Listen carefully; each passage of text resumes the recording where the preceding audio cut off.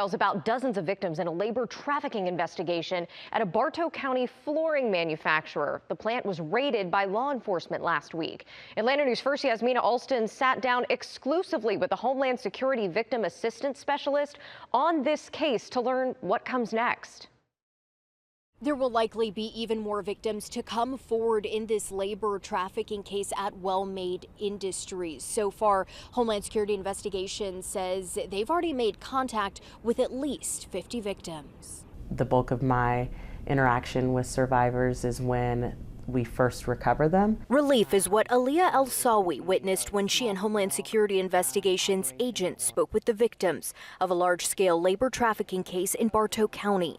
We sat down exclusively with El-Sawi, who is the victim assistance specialist, and was there when federal search warrants were executed at Well-Made Industries. One of the victims mentioned that they did not know if they would ever be found, that they had literally sat there praying that they would be discovered one day. 2 men, including the facility's owner, were arrested for labor trafficking charges, but El-Sawi's goal was immediately providing resources to the survivors, many of them Chinese nationals who may have needed a place to go or medical care. A lot of these individuals, it was heart-wrenching to hear about some of the medical issues that they felt were a result of working there. You've got to think, this is heavy machinery.